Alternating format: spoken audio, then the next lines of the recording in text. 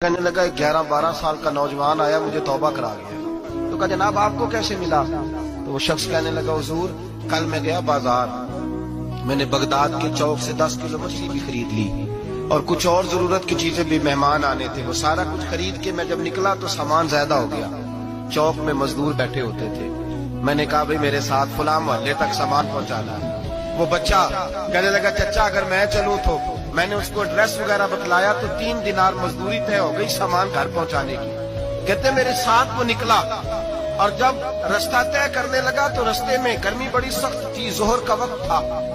जरा हमने चंद कदम उठाए, 2-4 गलियां गुजरे थे कि अजाने जोहर की आवाज आने लगी। तो कहते हैं बड़ी मिन्नत के अंदाज में, बड़ी गुजारिश के अंदाज में मेरी तरफ देखा, उम्र छोटी सी है। कहने लगा चचा अगर इजाजत मिल जाए तो मैं जोहर की नमाज पढ़ लूं।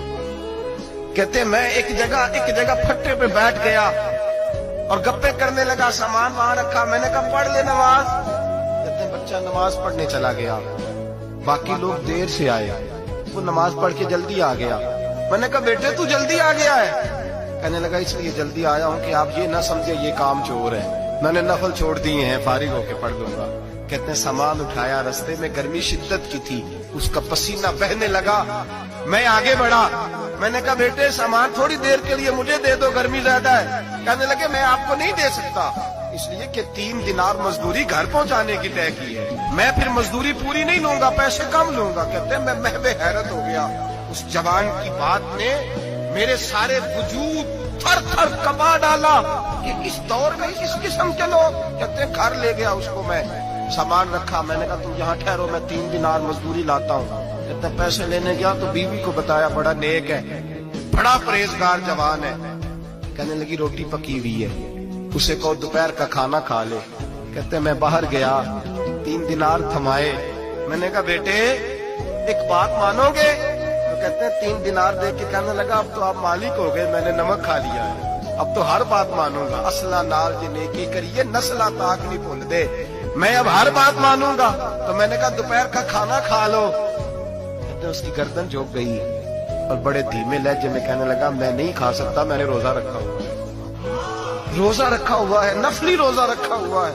कहते मैं और परेशान हुआ, मैंने फौरी तौर पे सवाल किया कि अब तू किधर जाएगा? तो कहने लगा अब मैं कहीं नहीं जाऊंगा, मेरे 1 दिन का खर्चा मेरे माँ बाप ने जो ड्यूटी लगाई है वो 3 दिनार है, पूरा हो गया है, अब मैं बाकी जो वक्त बचेगा या कुरान पाक की तिलावत करूंगा या मोहम्मद अरबी पे दुरूद और सलाम पढ़ूंगा।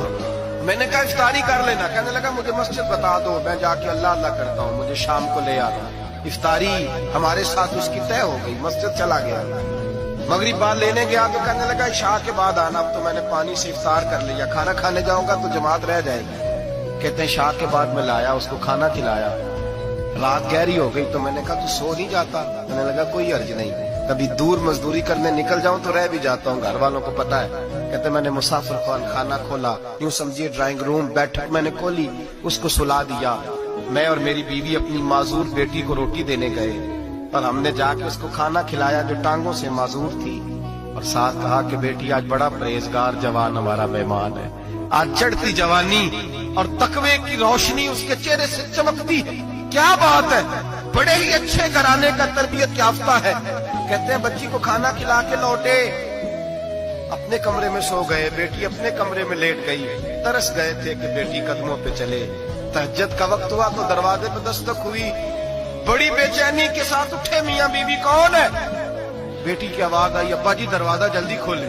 कहते हैं कलेजे फटने लगे, ज़हन बिखरने लगे, सोचे हैं कि वो 2-1 मिनट हमारे ऊपर पहाड़ बनने लगे। दरवाजा खोला तो वो बेटी जिसके लिए तरस गए थे कभी चलेगी, वो अपनी टांगों पे खड़ी है, कभी दौड़ के उधर जाती, कभी दौड़ के इधर आती। कहते मैं तड़प गया, बीवी भी रोने लगी, बेटे ये क्या हुआ?